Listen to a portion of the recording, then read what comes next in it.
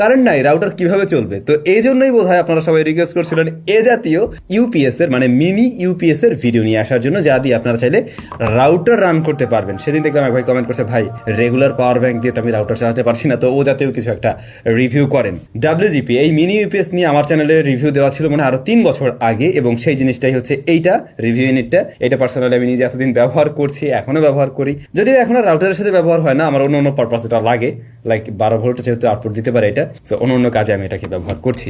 তো এই মুহূর্তে দাঁড়িয়ে আমাদের কাছে নতুন একটা এডিশন আসছে এরই, দেখতে একদম সেম টু সেম, বাট এটাকে একটু প্রো বলতে পারেন, কারণ এইটার মাঝে ব্যাটারি এবারে বেশি রয়েছে।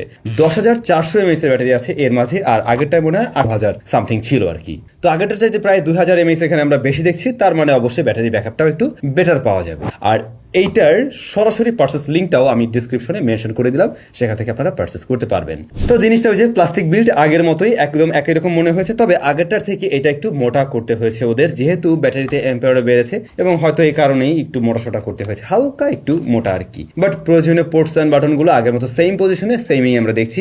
যেমন একটা ইনপুট পোর্ট রয়েছে যেখানে আপনারা 12 ভোল্ট ইনপুট দেবেন, এরপরে দুইটা 12 ভোল্টের আউটপুট রয়েছে, এবং একটি ইউএসবি পোর্ট রয়েছে যা 5 ভোল্ট আউটপুট দিয়ে থাকে।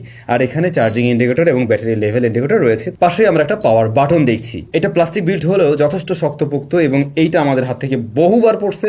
এটা মানে বিল্ড কোয়ালিটির দিক থেকে ভালো ভাই, এটা শিওর থাকতে পারেন। প্রয়োজনীয় কেবলস গুলো দিয়েছে যার মাধ্যমে আপনি রাউটার, অনু সবকিছুর সাথে কানেক্ট করতে পারবেন। তো এইটা দিয়ে আসলে আপনি কোন পারপাস ব্যবহার করবেন, কি কি কাজে লাগানো যাবে, এটাই তো প্রশ্ন। রাউটার, অনু এগুলোকে রান করে রাখতে পারবেন, এবং যখন কিনা কারেন্ট থাকবে না তখন ইউপিএস এর কাজ করবে।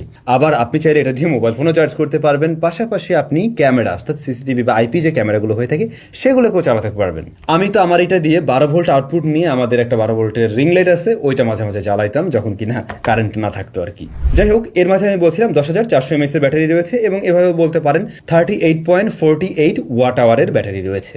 ইনপুট নিচ্ছে 12 ভোল্ট, আউটপুট দিচ্ছে 12 এবং 5। ফাইনালি আসল কথায় আসি, ব্যাকআপ কেমন পাবেন? ভাই কোম্পানি অনেক ক্লেম করতেছে, কোম্পানি ক্লেম করে এটার থেকে প্রায় 10 থেকে 11-12 ঘন্টার মতো ব্যাকআপ পেয়ে যাবেন। বাট আমাদের টেস্টিং রেজাল্ট বলে ম্যাক্সিমামের ক্ষেত্রে, মানে সবকিছু কানেক্ট করে ওরা মিনিমাম টেস্ট করে, ওইভাবে বলা যেতে পারে 7 আওয়ার্সের কাছাকাছি আপনি একটা ব্যাকআপ পাবেন, বা একটু প্লাস পেতে পারেন।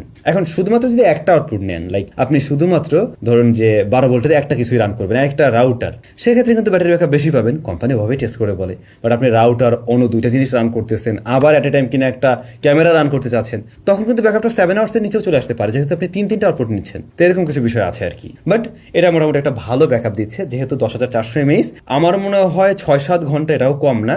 এত লং টাইম কারেন্ট গিয়ে খুব কমই থাকে, হয়তো গ্রামের দিকে একটু ঝামেলা পড়তে পারেন আর কি। বাট ঢাকা শহরে তো 1-1.5 ঘন্টার বেশি হয়তো কারেন্ট গেলে আবার এর মধ্যে চলে আসে আর কি। বাট গ্রাম এরিয়া তো 6-7 ঘন্টা, এটা আসলে কম না, আশা করছি ওর মধ্যেই চলে আসবে।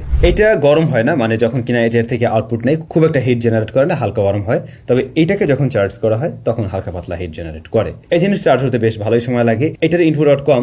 বাট এই জিনিস তো আসলে সারাক্ষণ কারেন্টের সাথে প্লাগ ইন করাই থাকে, সো ওইটা নিয়ে আশা করছি কোনো ধরনের প্যারা আপনারা ফেস করবেন না। আর যদি আমাকে জিজ্ঞেস করেন ভাই এই জিনিস কতদিন টিকবে, এটার বাস্তব প্রমাণ এই যে আমার হাতে। এটা সেই 2021 সালে নাকি আমরা 20-এর দিকে মনে হয় একটা রিভিউ দিয়েছিলাম, প্যান্ডামিকের ভিতরে ওই টাইমের দিকে আর কি। তো স্টিল রানিং চলছে, এবং আমাদের এখন ওই এলইডি লাইট টাইট হ্যাংতাং এই সমস্ত কিছু চালানোর কাজে এটা বেশি ব্যবহার হয় আর কি। তো এই জিনিস রিকমেন্ড করার মতো। এটার ফুল নামটা কি জানেন? ওয়ান্ডারফুল গ্রিন পাওয়ার।